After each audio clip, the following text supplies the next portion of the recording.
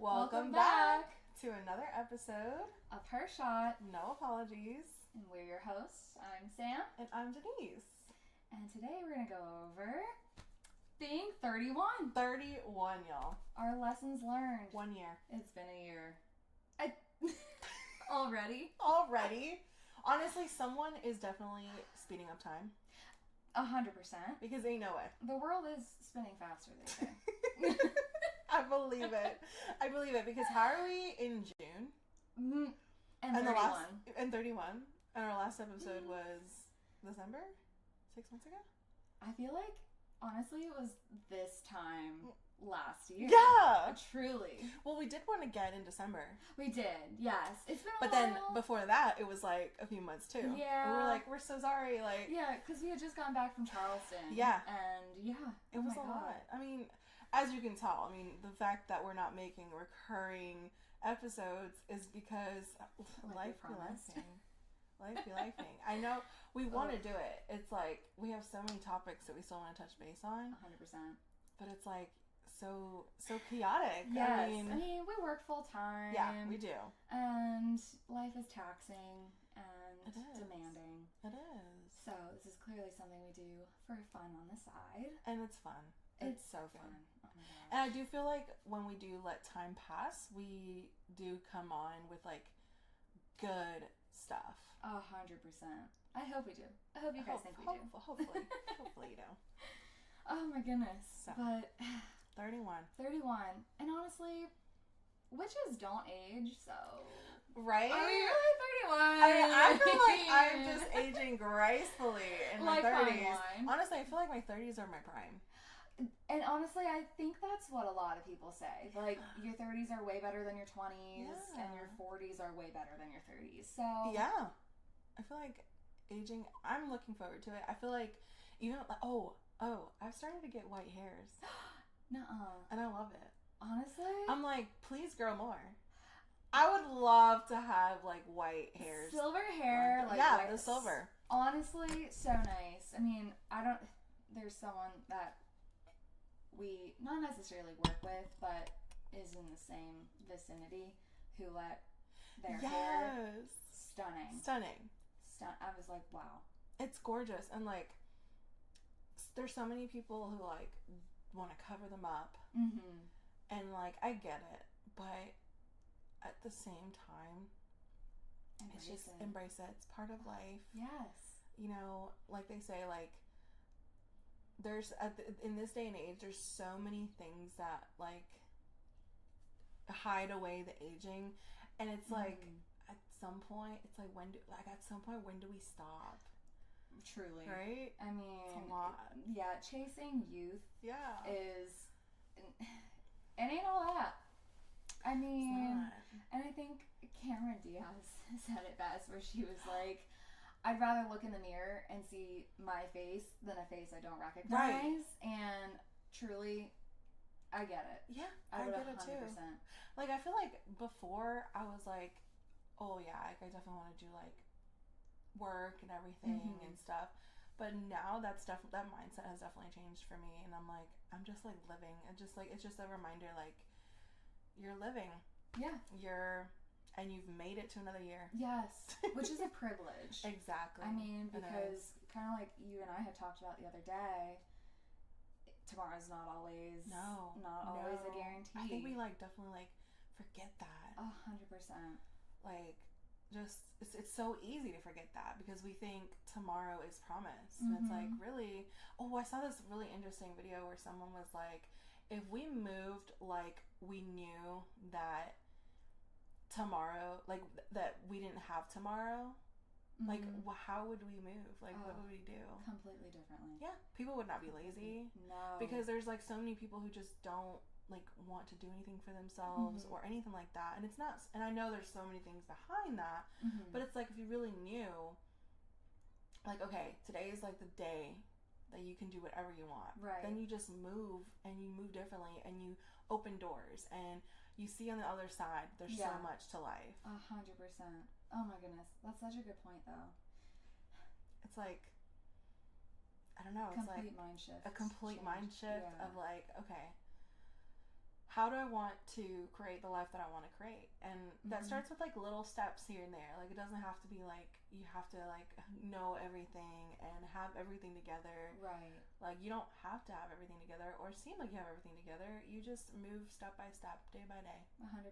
And like what a good like hat tip to our first episode. I know. Like creating the life you want to live. Yeah. And I don't think that message will ever change, at least not for us, because I think we're very intentional people. And it's so important to really make the steps. And, you know, everyone's on their own path. But I think whenever you kind of wake up and you're like, I don't want to do this. Yeah. And I need to change it to do what I want to do. Right. And like you said, there's obviously things in the way of that sometimes, like work and money or kids or, you know, a family, whatever it is. And it's not like we can drop everything and it's not perfect. Move off to like Germany or something. No, it's not perfect. It's not easy.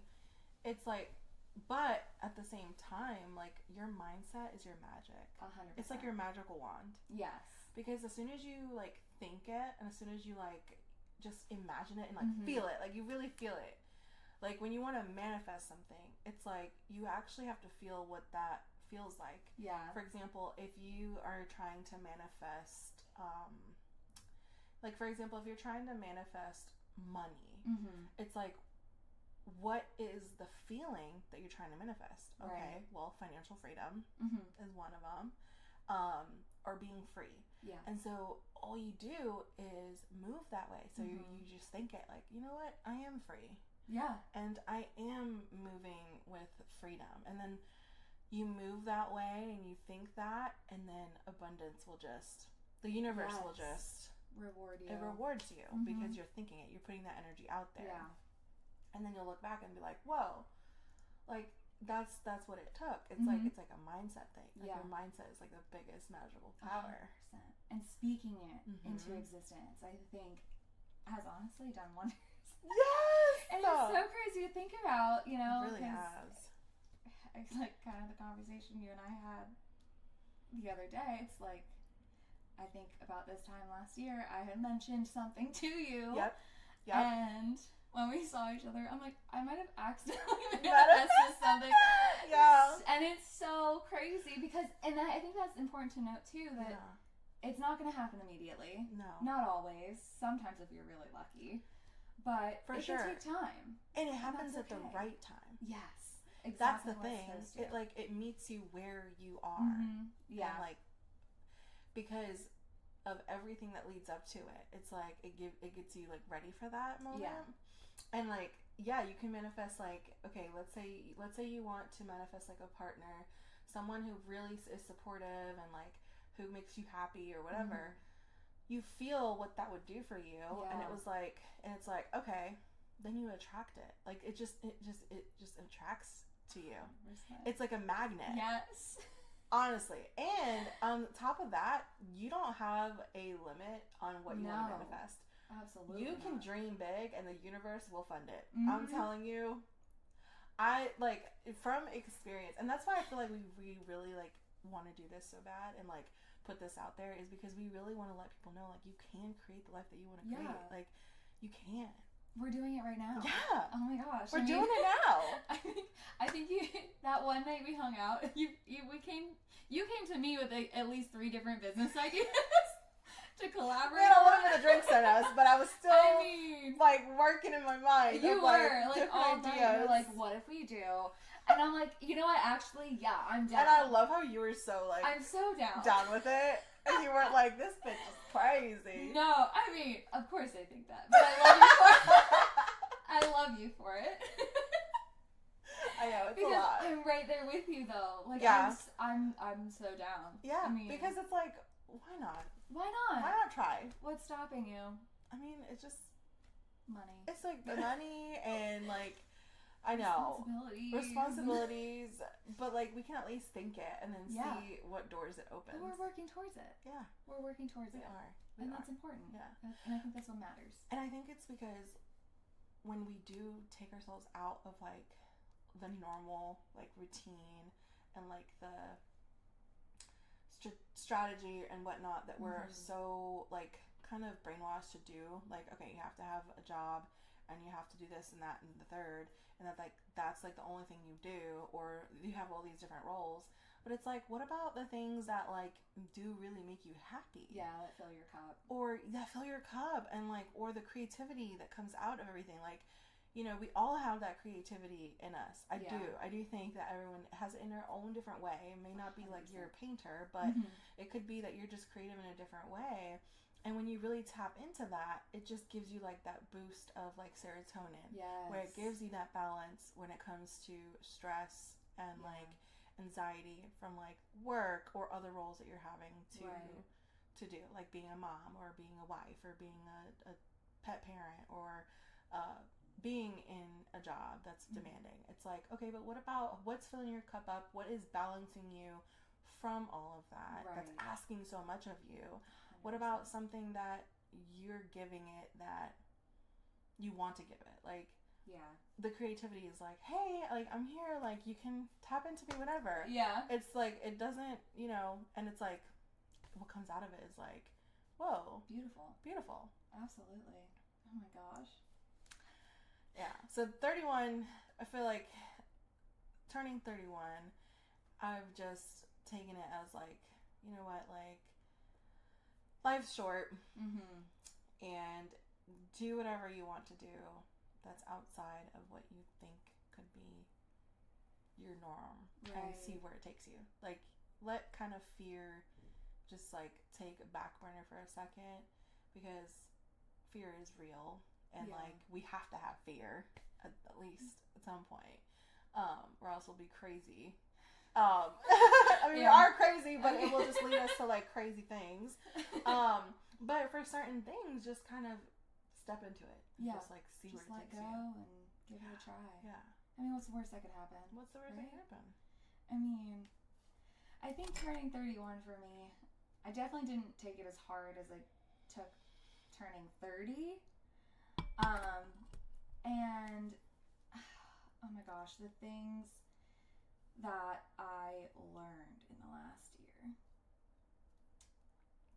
It was a lot of self-growth and self-realization of what I deserve. Yeah. And I think, honestly, that's all I could ask for. Yeah. You know, it's okay to not accept a situation if you don't have to, and to realize what you do deserve. Exactly. And make those moves to make it happen, because life is short. Yeah. And it's okay to start over if you need to. I mean, start over at 31, start over at 45, start over at 60. Yeah. Because nobody's life is perfect. No. And it's true. There's just so much shit that could happen that you don't have to stick around for or accept. Right. Like, demand what you want and what you need. That's so inspiring, because, you know, I feel like we have a lot of pressure from people in our lives, or, you know, close society, or family. And so when you really just, it's just really inspiring to see, like, when you really think about what you deserve. Right. And it's not selfish. No. It's not. If anything, it's like if anything, it's like, for me, I feel like it's selfless, because you're truly thinking about you and yourself while you've never have in the past. Right.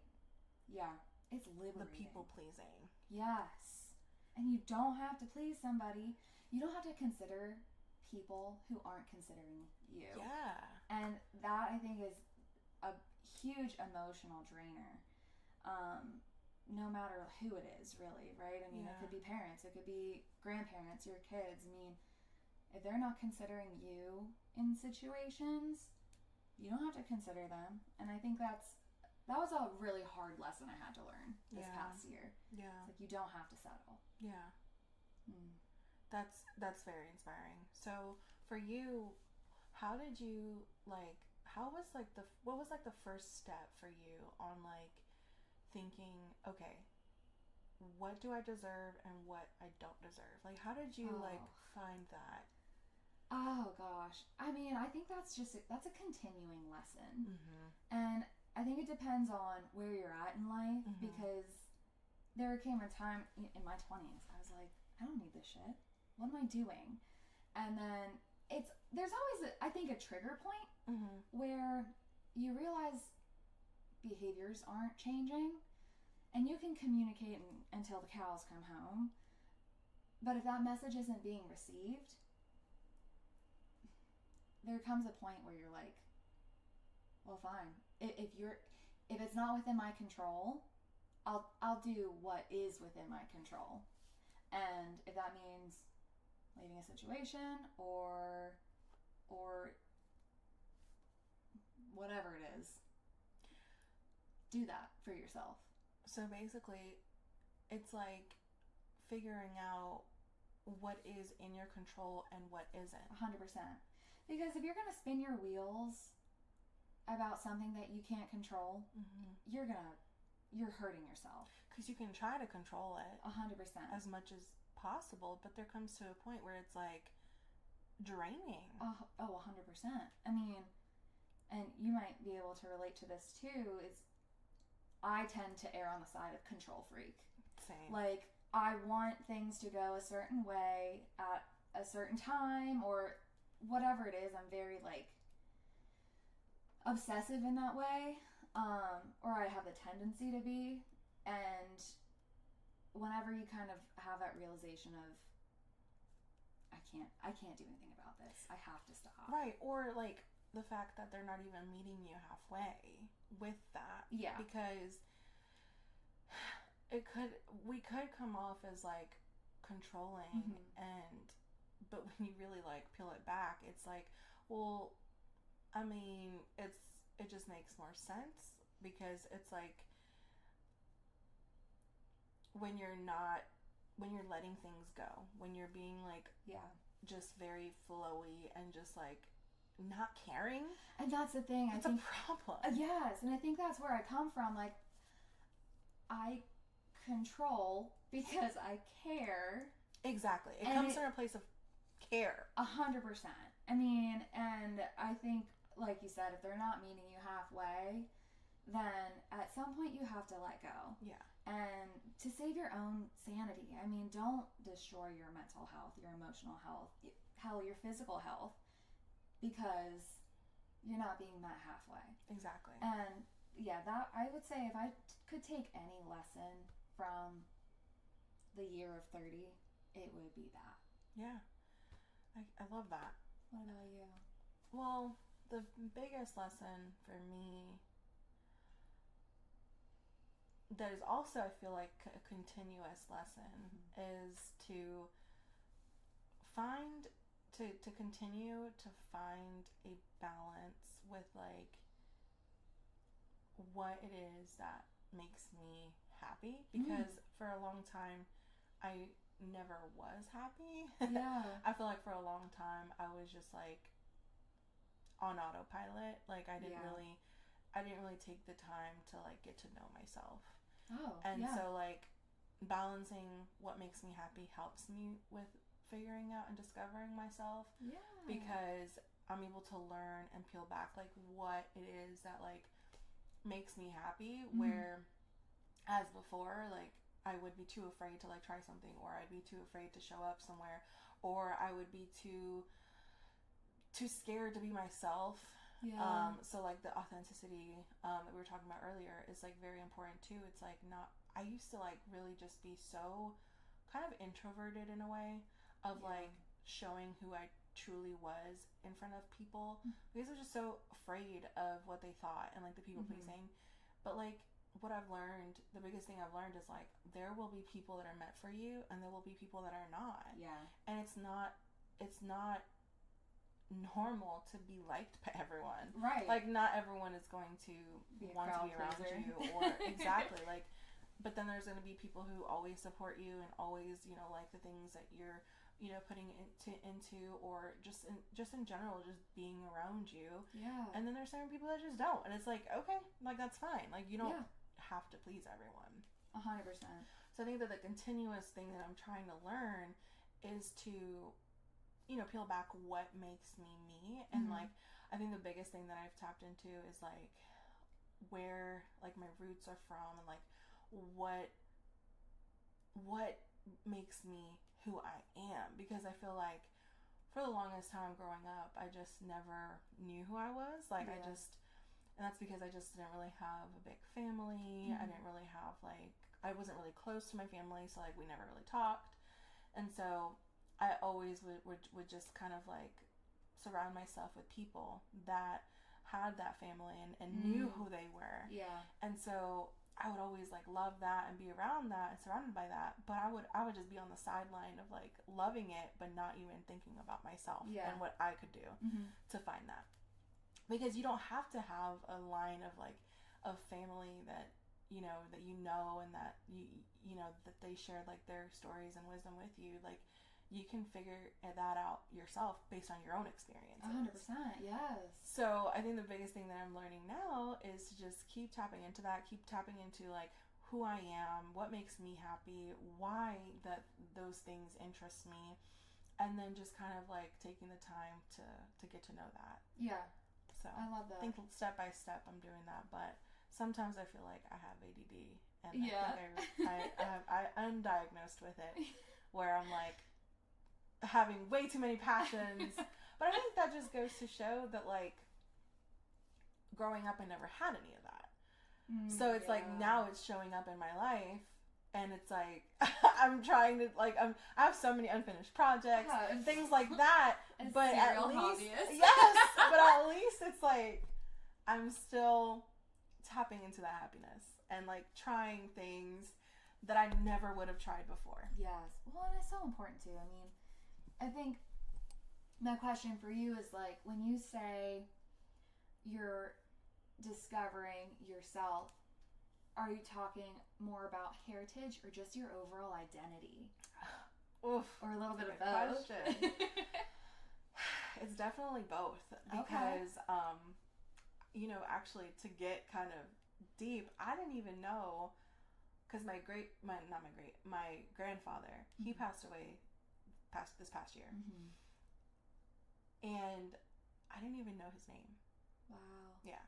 And it's like, I don't even blame my dad for, like, not telling me. I blame myself for not, like, asking questions. Right. Because I feel like my dad is just, like, my parents and my family, they're just like in their own worlds of, like, dealing with their own shit, that, you know, they don't take the time to say, hey, like, this is your family line, this is this and that. Yeah. So I didn't know my grandpa's name, I didn't know my grandma's name, and it's like I've met them before, right?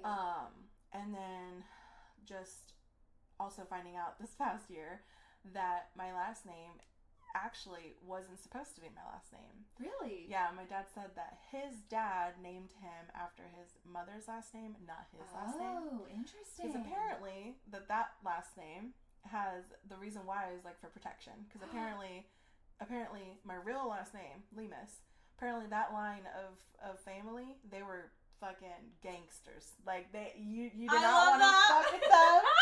They would literally, like, kill you if you talked shit about someone in their family line. So apparently, if that ain't so on brand for you, that is so on brand. That girl who lived at that community where I managed, that was like, she's out to get me. She's out to get me. She knew something. She did her. She knew my line of history. No, Ancestry.com. Right. Before I even knew. That is hilarious. So things like that, like, heritage-wise, absolutely. Absolutely.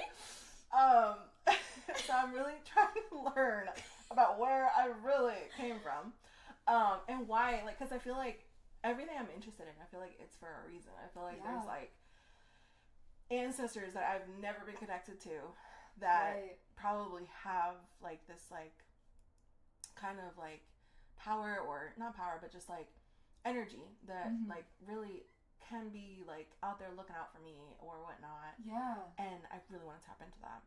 100%. So on the heritage side, yeah, there's that. And then self-discovery of me, what was the other question? Of like your identity. My identity, yeah. And that goes in line. I think that goes the hand in hand with that because for my identity, like I always struggled with that because of like just where I was raised. It was like I was like the only person, not the only person, but I was just like very introverted, and also just I never felt like I fit in anywhere.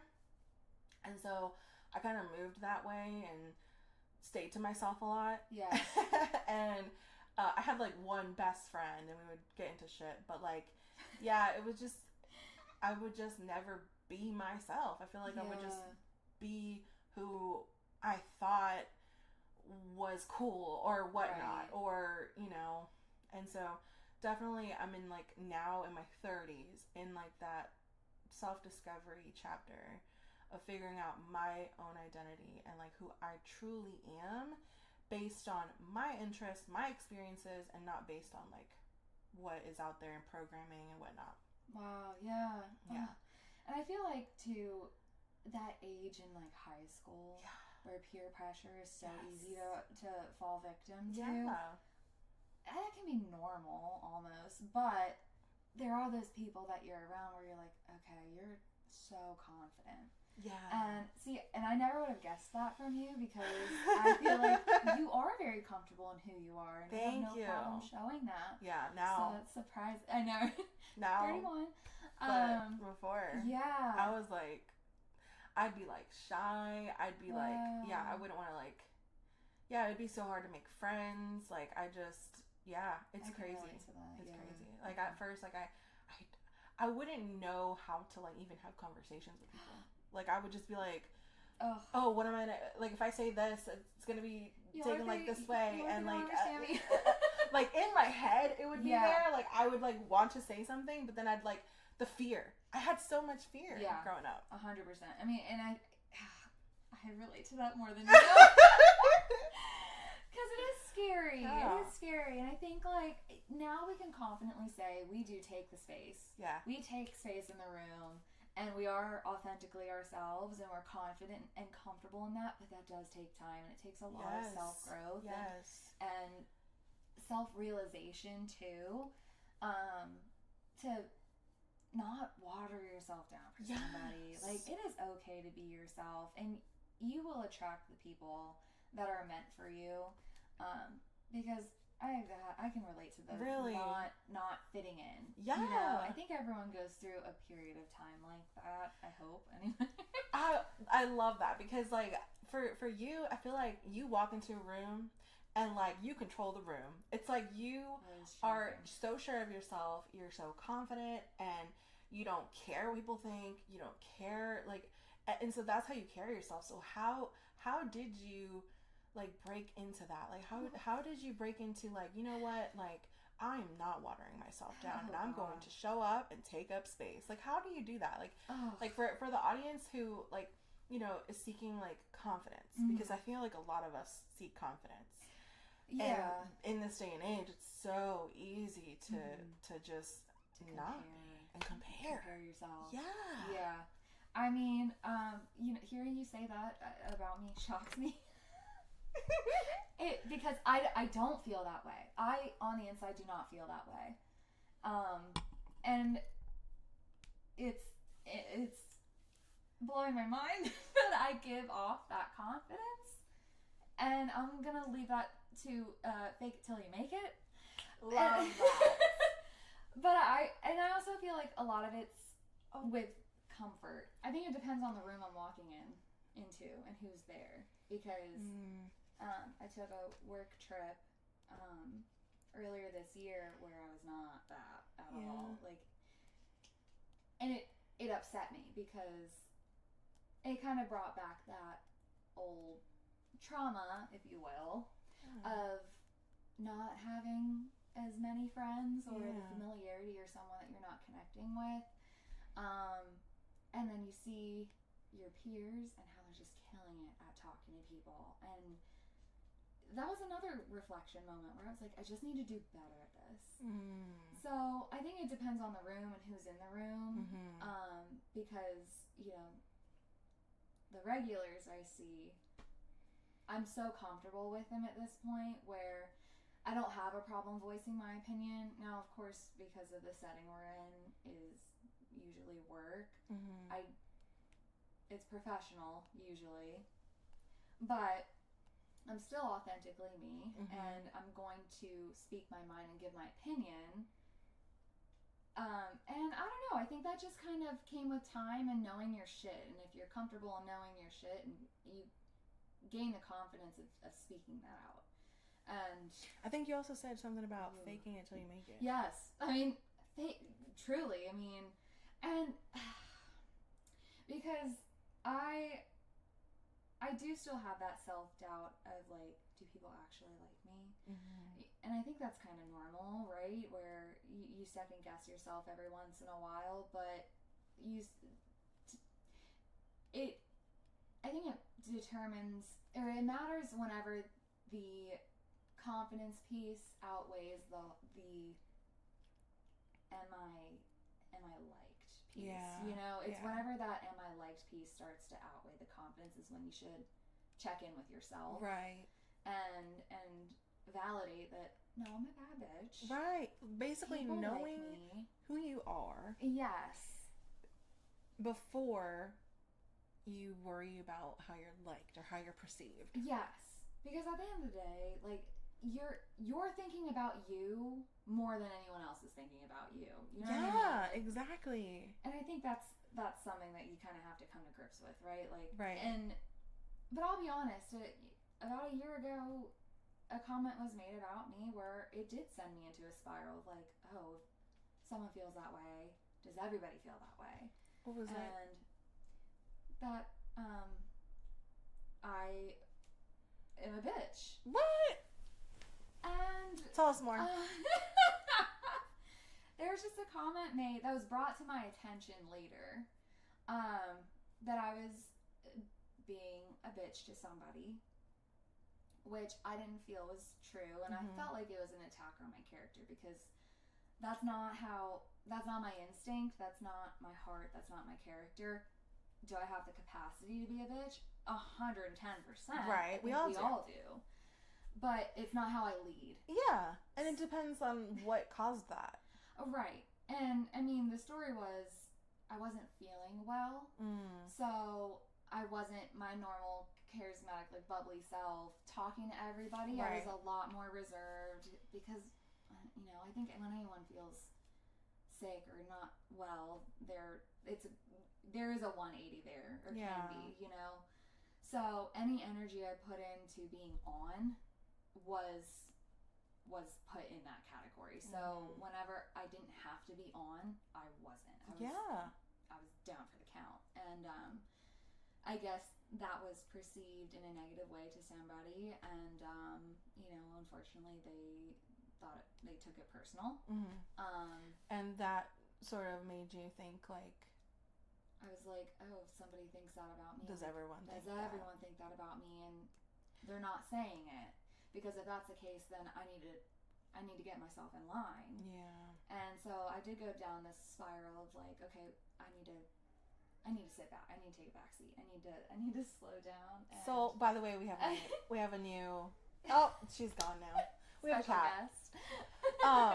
So basically, I think it kind of also can go and relate to, like, when people get negative comments as well. Yeah. Like, when someone is showing up in, like, the space, and, like, someone that you hear about, or maybe they don't, like, say, maybe, like, a lot of people, and it makes you question, like, does everyone think this, and not many people say it, or right. And so it's how you handle those negative comments. Yeah.